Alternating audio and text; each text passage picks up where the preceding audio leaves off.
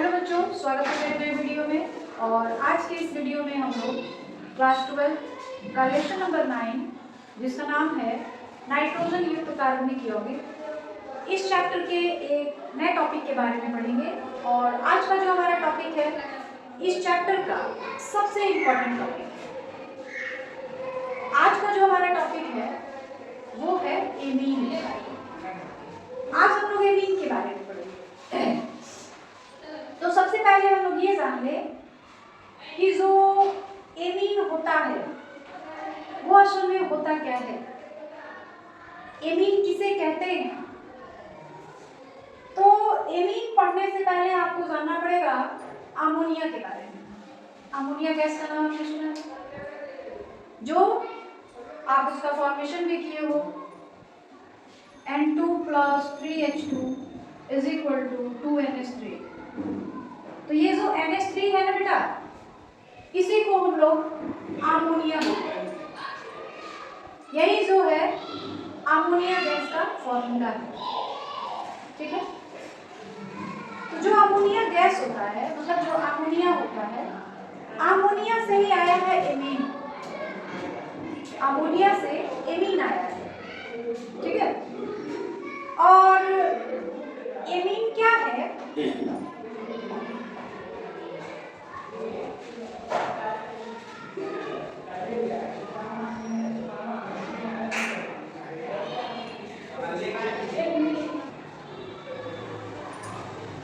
Hello बच्चों, स्वागत है मेरे नए वीडियो में। और आज के इस वीडियो में हम लोग क्लास 12 केमिस्ट्री का लेसन नंबर 9 जिसका नाम है नाइट्रोजन युक्त कार्बनिक यौगिक, इस चैप्टर के एक नए टॉपिक के बारे में पढ़ेंगे। और आज का जो हमारा टॉपिक है ना, वो एग्जाम के हिसाब से आपके लिए बहुत ही ज़्यादा जरूरी है, बहुत ज़्यादा ध्यान से और ईमानदारी से समझ के पढ़ना है। क्योंकि एमीन जो टॉपिक है इस चैप्टर का, इससे हर साल कोई ना कोई सवाल पूछा जाता है बोर्ड के पेपर में, ठीक है। तो सबसे पहले हम लोग ये जान ले कि एमीन है क्या, किसे कहते हैं एमीन। तो आपने पढ़ा होगा अमोनिया के बारे में। अमोनिया क्या होता है?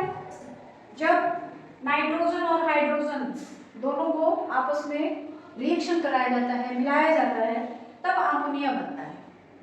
तो ये जो अमोनिया है बेटा, इसी से एमीन आया है, अमोनिया से ही एमीन आया है। यानी अमोनिया से एमीन का जन्म हुआ। कैसे हुआ? तो देखिए, जब अमोनिया से, ये अमोनिया है जिसका फॉर्मूला है NH3, इसमें 3 हाइड्रोजन है। तो जब अमोनिया से एक या एक से अधिक हाइड्रोजन परमाणु को एल्किल समूह द्वारा या एरिल समूह द्वारा प्रतिस्थापित कर दिया जाता है, तो जो यौगिक प्राप्त होता है, जो भी यौगिक प्राप्त होता है, उसे ही हम लोग क्या कहते हैं? एमीन बोलते हैं, ठीक है।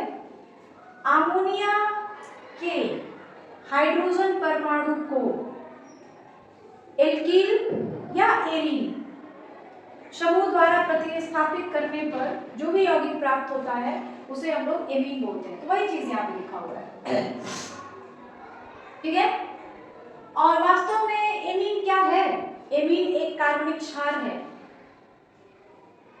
जो कहाँ पाया जाता है? जो प्रोटीन में भी पाया जाता है, विटामिन में पाया जाता है, हार्मोन्स में भी पाया जाता है एमीन। यानी कहीं ना कहीं कहा जाए तो हमारे शरीर में भी एमीन है, प्रोटीन में है, विटामिन में है, हार्मोन्स में है, ठीक है। यानी यह भी जो है इंपॉर्टेंट फॉर अस, हमारे लिए इंपॉर्टेंट है। अब है एमीनों का वर्गीकरण। एमीनों को कितने भागों में बांटा गया है? जो एमीन होते हैं उसके कितने भाग होते हैं? तो अमोनिया से एल्किल या एरिल समूह के प्रतिस्थापन के आधार पर एमीन को 3 भागों में बांटा गया। मतलब जो अमोनिया से हाइड्रोजन परमाणु का विस्थापन होता है, प्रतिस्थापन होता है, उसके आधार पर एमीन को 3 भागों में बांटा गया। पहले को हम लोग कहते हैं प्राथमिक एमीन, दूसरा है द्वितीयक एमीन और तीसरा है तृतीयक एमीन। अब ये प्राथमिक एमीन क्या है? देखिए प्राथमिक केमिन, अमोनिया से एक हाइड्रोजन परमाणु एक एल्किल या एक एरिल समूह द्वारा प्रतिस्थापित करने पर जो प्राप्त होता है उसे ही प्राथमिक केमिन कहते हैं। इसका सामान्य सूत्र RNH2 या ArNH2 होता है। ठीक है, इसका जो फॉर्मूला होता है, सूत्र होता है, वो क्या होता है? RNH2 होता है या AR। एक AR का मतलब हो गया बेटा एरिल समूह। एरिल समूह का मतलब जैसे बेंजीन हो गया, ये एरिल समूह है। एल्किल समूह का मतलब जैसे मेथिल हो गया, एथिल हो गया, प्रोपिल हो गया, ब्यूटिल हो गया, ये सारे एल्किल समूह हैं। तो जब अमोनिया में 3 हाइड्रोजन है, एक हाइड्रोजन परमाणु को एल्किल समूह द्वारा प्रतिस्थापित कर दिया जाता है, हटा दिया जाता है, तो जो प्राप्त होता है उसे हम क्या कहते हैं? प्राथमिक केमिन। और इसका सामान्य सूत्र होता है RNH2। देख लीजिए यहाँ पे कुछ फॉर्मूले लिखे गए हैं। ये जो CH3 है बेटा, इसी को हम लोग R बोलते हैं, और यह जो है NH2 तो है ही। फिर ये C2H5 है, इसको हम लोग R बोलते हैं। तो ये हो गया प्राथमिक केमिन। द्वितीय केमिन किसे कहते हैं? तो जब अमोनिया के 2 हाइड्रोजन को, अमोनिया में 3 हाइड्रोजन है बेटा, तो जब एक को हम लोग एरिल समूह द्वारा या एल्किल समूह द्वारा प्रतिस्थापित करते हैं तो उनको क्या मिलता है? प्राथमिक केमिन मिलता है। जब अमोनिया के 2 हाइड्रोजन परमाणुओं को 2 एल्किल समूह द्वारा या 2 एरिल समूह द्वारा प्रतिस्थापित किया जाता है तो जो बनता है, जो प्राप्त होता है, उसे हम लोग क्या कहते हैं? द्वितीय केमिन कहते हैं। और द्वितीय केमिन का फॉर्मूला क्या होता है बेटा? R2NH। R की संख्या तो बढ़ गई, पहले एक R थी, अब 2 R हो गई। तो जब R की संख्या बढ़ रही है तो हाइड्रोजन की संख्या घटेगी। यहाँ पे देखिए 2 हाइड्रोजन था, यहाँ पे एक ही हाइड्रोजन हो गया। तो ये प्राथमिक केमिन है और ये जो है द्वितीय केमिन है। जब अब उसके कुछ फॉर्मूले हैं, जैसे देखिए 2 बार R है और ये NH हो गया, तो इसका नाम है डाइमेथिलेमीन, डाइमेथिलेमीन, डाइएथिलेमीन। तो ये सारे जो है ना, इसको हम लोग द्वितीय केमिन बोलते हैं। फिर आता है तृतीय केमिन। जब अमोनिया के तीनों हाइड्रोजन को एल्किल समूह द्वारा या एरिल समूह द्वारा प्रतिस्थापित कर दिया जाता है तो जो प्राप्त होता है उसे हम क्या कहते हैं? तृतीय केमिन कहते हैं। और ये है तृतीय केमिन, जिसका नाम देखिए ट्राइमेथिलेमीन। इसमें 3 बार CH3 मिला है, देखो बेटा 3 बार CH3 है। और जो अमोनिया था उसके तीनों हाइड्रोजन हट गए, केवल नाइट्रोजन बचा हुआ है। और ये तीनों हाइड्रोजन किसके द्वारा हटाए गए हैं? किसके द्वारा प्रतिस्थापित किए गए हैं? तो इस मेथिल समूह के द्वारा। तो जब अमोनिया के तीनों हाइड्रोजन परमाणुओं का प्रतिस्थापन हो जाता है, चाहे एरिल समूह के द्वारा हो चाहे एल्किल समूह के द्वारा हो, तो उसे हम लोग क्या कहते हैं? तृतीय केमिन कहते हैं। जब 2 का प्रतिस्थापन हो तो द्वितीय केमिन, जब एक हाइड्रोजन परमाणु का प्रतिस्थापन हो तो प्राथमिक केमिन। ये क्लियर हो गया आपको? एमीन को 3 भागों में बांटा गया है, प्राथमिक केमिन, द्वितीय केमिन और तृतीय केमिन। समझ आ गया है?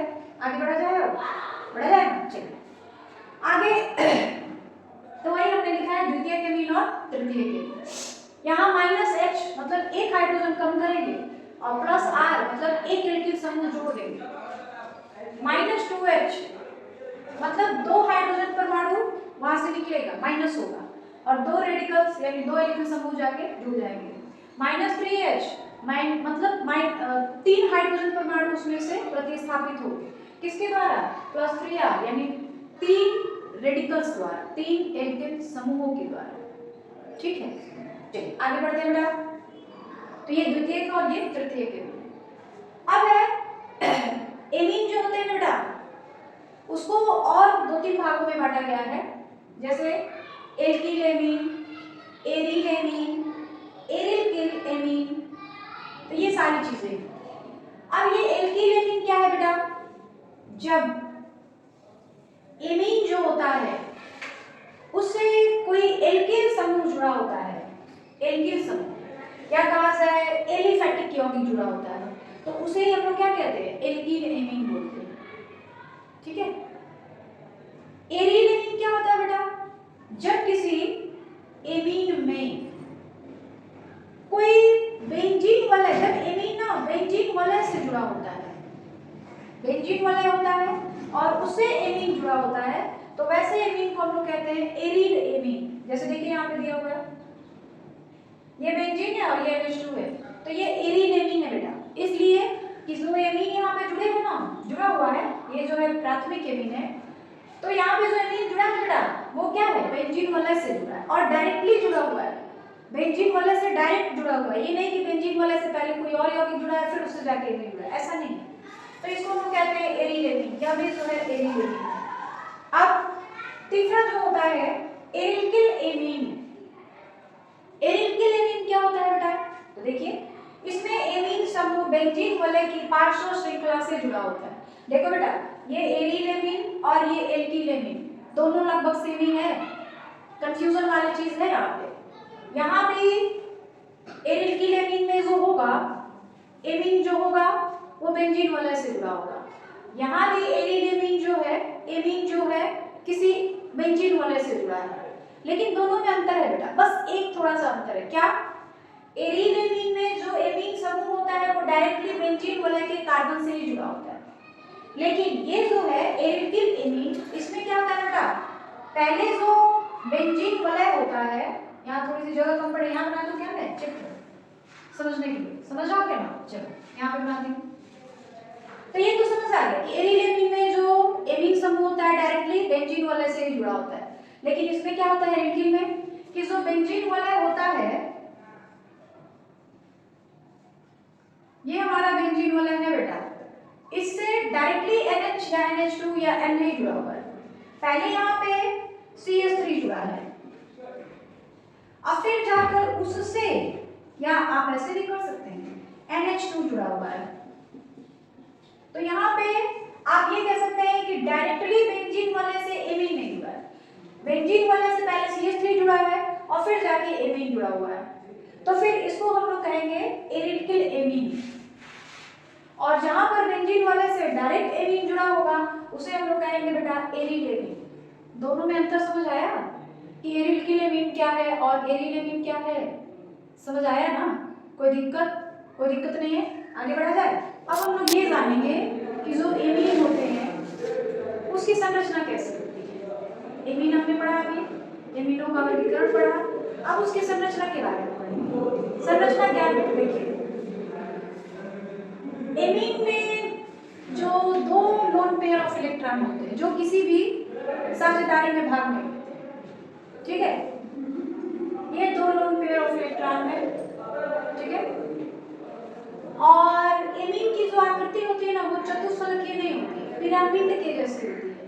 देखिए आप ऐसे भी बना सकते हो, लेकिन यहाँ पे थोड़ा सा दिक्कत है, जैसे मान लो ये M हो गया, ये H H H, आप ऐसा नहीं बना सकते, इसलिए ना ये जो लोन पेयर ऑफ इलेक्ट्रॉन है उसकी वजह से दबाव बढ़ता जाता है और ये आकृति थोड़ी टेढ़ी हो जाती है, इस तरह की हो जाती है, तो इस आकृति का नाम है पिरामिडी। तो जो एमीन की आकृति होती है ना बेटा वो चतुष्फलकीय नहीं होती, पिरामिडी होती है, पिरामिड के टाइप की होती है। और ये जो बता रहा है लोन पेयर ऑफ इलेक्ट्रॉन, दो इलेक्ट्रॉन ऐसे होते हैं एमीन में जो किसी भी रासायनिक आबंध बनाने में भाग नहीं लेते हैं, तो ये अमोनिया है। और यहाँ पे जो एंगल होता है, बॉन्ड एंगल जिसको बोलते हैं, कोण आबंध कोण जिसको कहते हैं, 106.60 डिग्री का होता है। लेकिन जैसे जैसे नाइट्रोजन पर रेडिकल्स की संख्या बढ़ती जाती है, एल्किल समूह की संख्या बढ़ती जाती है, वैसे वैसे उनके बीच का कोण भी बढ़ता जाता है। यहाँ पे ये तो अमोनिया है, यहाँ पे देखिए प्राथमिक एमीन है, ये द्वितीयक एमीन है और ये तृतीयक एमीन है। एमीन से लेकर तृतीयक एमीन तक जो दोनों के बीच का कोण होता है वो बढ़ता जाता है। देखिए यहाँ पे 106.7 है और यहाँ पे 108 है। तो एमीन के नाइट्रोजन पर जैसे जैसे R की संख्या बढ़ती जाती है बॉन्ड एंगल भी बढ़ता जाता है।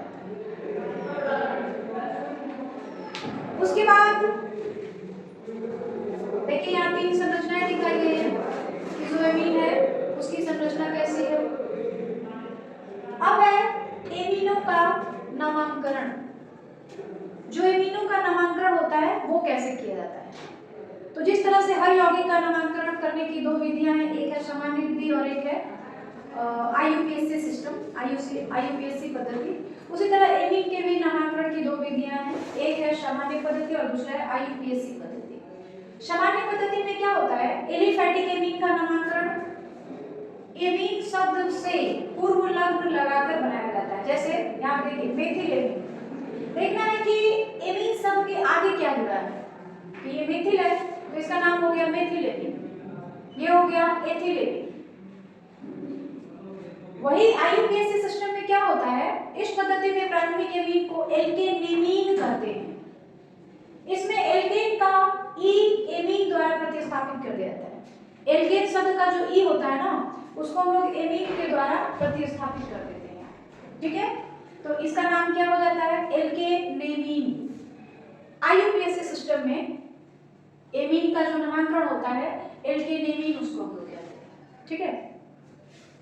दूसरा है, जैसे मान लीजिए यहाँ पे लिखा है मेथेनेमीन, एथेनेमीन। उसके बाद है एमीनों में समवायता। समवायता आपने पढ़ा होगा, दो या दो से अधिक ऐसे यौगिक जिनका अणु सूत्र समान होता है लेकिन संरचना सूत्र अलग होता है। संरचना सूत्र अलग अलग होने के कारण उनके गुणों में भी भिन्नता पाई जाती है, उनका नाम अलग अलग हो जाता है, तो इसे हम लोग समवायता कहते हैं। इस घटना को समवायता कहते हैं। एमीन भी समवायता को प्रदर्शित करता है, और एमीन जो होता है मुख्य रूप से 4 तरह की समवायता को प्रदर्शित करता है। पहला, श्रृंखला समवायता। श्रृंखला में भिन्नता होती है, अणु सूत्र तो समान रहेंगे लेकिन श्रृंखला में अंतर पाया जाएगा। जैसे देखिए C4H11N के लिए ये जो है नॉर्मल चेन है, ठीक है, लेकिन यहाँ जो है ब्रांच बना हुआ है। ये CH3 जो है बेटा नीचे आ जाएगा इस तरह से, आप इसको ऐसे समझ सकते हो, यहाँ पे CH3 तो ब्रांच हो गया ना। तो श्रृंखला में ये नॉर्मल है लेकिन ये आइसो है, तो श्रृंखला में अंतर होने के कारण जो समवायता पाई जाती है उसे हम श्रृंखला समवायता कहते हैं। दूसरा है अस्थान समवायता। अणु सूत्र समान है, क्रियात्मक समूह समान है, लेकिन क्रियात्मक समूह की स्थिति, स्थान अलग अलग है, तो इस घटना को हम लोग कहते हैं अस्थान समवायता। जैसे देखिए C3H9 के लिए दो बार लिखा जा चुका है, एक बार आप इरेज कर सकते हो यहाँ को।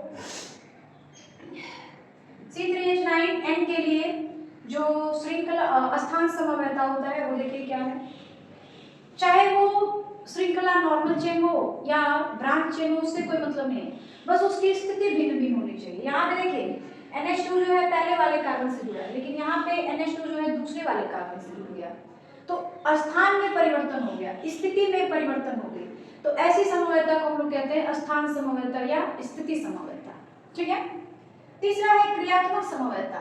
अणु सूत्र तो समान है लेकिन क्रियात्मक समूह में अंतर पाया जा रहा है, क्रियात्मक समूह अलग अलग हो जा रहा है। जैसे देखिए C3H9 के लिए यहाँ पे देखिए NH3 नहीं रहेगा बेटा, यहाँ पे NH2 रहेगा बेटा, यहाँ पे NH2 रहेगा, ठीक है। क्रियात्मक समवायता देखिए यहाँ पे NH2 है लेकिन यहाँ पे NH है, क्रियात्मक समूह अलग अलग हो गया ना। यहाँ पे जो क्रियात्मक समूह है वो प्राथमिक एमीन है और यहाँ पर NH जो द्वितीयक एमीन का सिंबल है, तो क्रियात्मक समूह अलग अलग हुए ना। तो ऐसे समवायता को या इसी घटना को हम लोग क्या कहते हैं, क्रियात्मक समवायता कहते हैं। और चौथी बात है मध्यावयता।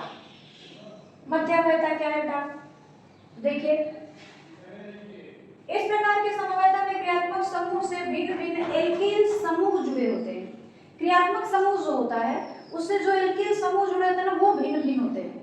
क्रियात्मक समूह सेम है कि अलग है इससे आपको नहीं मतलब है, जो क्रियात्मक समूह से एल्किल समूह जुड़े हुए हैं वो अलग अलग होना चाहिए, ठीक है। जैसे देखिए यहाँ पर है 1 2 3 प्रोपिल है और यहाँ पे एथिल और यहाँ पे भी एथिल, तो यहाँ पे एक साइड जो है, एक साइड देखिए क्या जुड़ा हुआ है, प्रोपिल नहीं, हाँ प्रोपिल है, और यहाँ पे देखो बेटा क्या है, एथिल है और फिर यहाँ पे मेथिल होगा जी, एथिल मेथिल एमीन।